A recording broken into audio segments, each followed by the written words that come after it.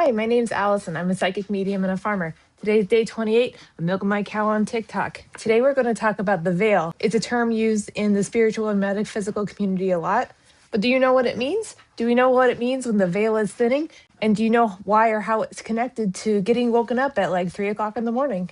So if you watched the previous episode where I talked about realms and compared them to overhead transparencies and decoder glasses, the veil kind of fits in nicely with that conversation.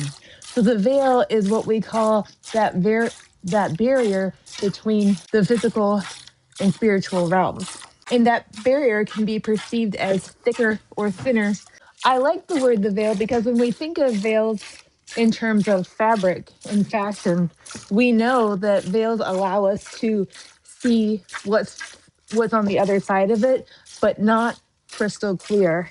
And that is what the veil does for messages being passed between our spiritual and physical realms. And one more reference to that video is the decoder glasses that we talk about so that we can see those messages from people in spirit more clearly. It's those glasses, our intuition that we utilize in order to clarify the haziness, the fuzziness that the veil provides as the barrier between us.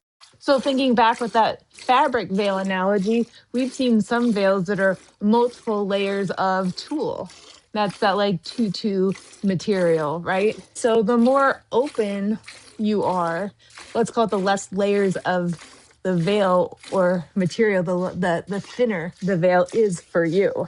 Someone who is more closed or skeptic or not sure about all this, or maybe having a fear-based response, I like to think of it as having extra layers of that tulle for a thicker, more dense veil. So I feel like your personal experience can vary person by person, but there's also certain times of the year where no matter who you are, the veil is just thinner.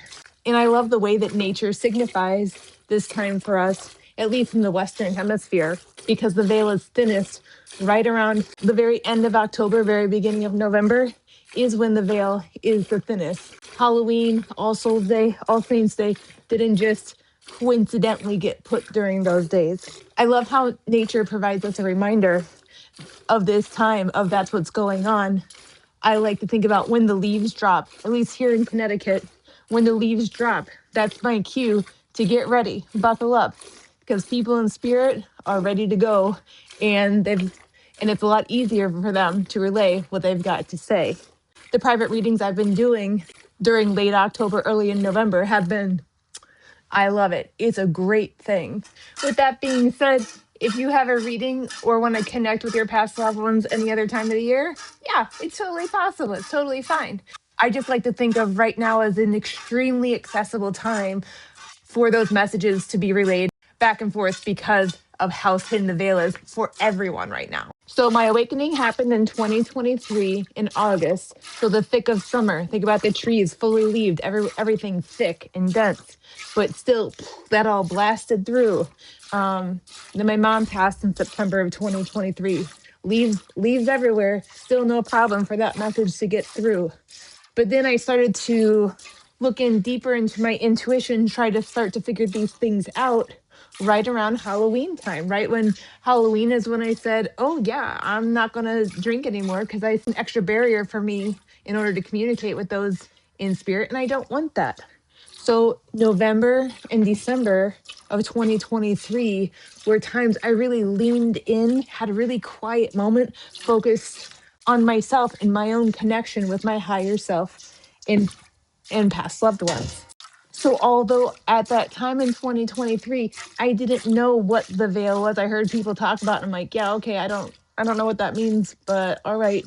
But I still felt it. I still felt that connection or that deeper call to like look inward and reflect. So you may experience this too.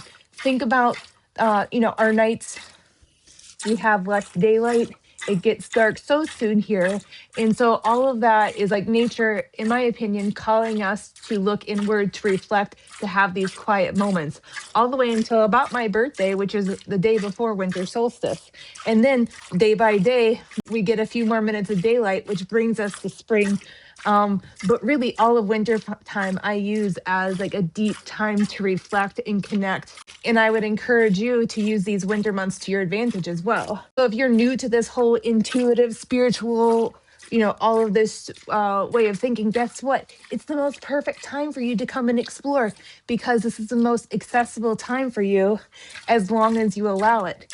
Think of it like an open house for intuition. When the veil is thin, everybody is welcome. Come take a little stroll around and see what you think about it. But don't worry, we have this open house thinning of the veil moment every day of the year as well. And I'm going to talk about it because of this wonderful question I was asked yesterday. Why are we talking about waking up at 3 in the morning? Well, the hours between 2 and 4 a.m. is also when when the veil thins on the daily basis. You probably may have noticed that a lot of people pass in the night and it's like somewhere between 2 and 4. That's because it's a really easy, like they're taking the express train uh to the other side. It's just really easy for their soul to go from one side of the veil to the next. It's also a time where maybe you've woken up from a really intense dream, maybe a loved one in spirit visiting you, or maybe a message from your higher self or your guides. And you wake up and it's 2:22 a.m. or it's 3 a.m. And you're just like, why do I keep waking up?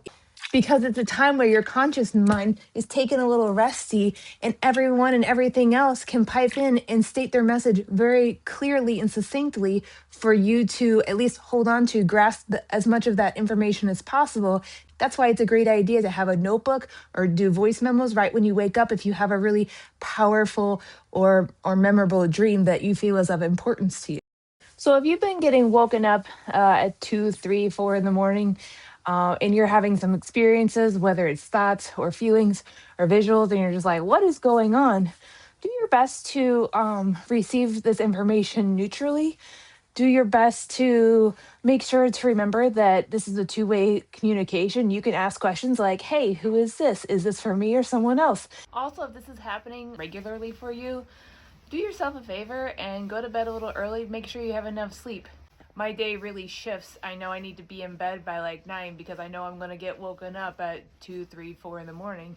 And honestly, I do really enjoy it now that I know that's what it's about and why it's happening. And so I take those moments to write down thoughts, notes, do some reading, or something else for myself that maybe I am not able to do when everyone else in the whole wide world is awake. So being woken up very early in the morning for me personally in late October and early November is kind of like that kickoff of remembering to give that time to myself. It's time to go deeper, Allison. It's time to look within more, Allison. It's time to do your work, capital W. This is like the winter intensive course. And I'm here for it, and I love it. That's why I'm here at Earth School. Feel free to share your experiences, thoughts, opinions about the veil, about the 3 a.m. wake-up call, about that barrier that feels thicker and thinner at different times of the year. What have you experienced? Let us know. Have a great day. See you tomorrow for day 29.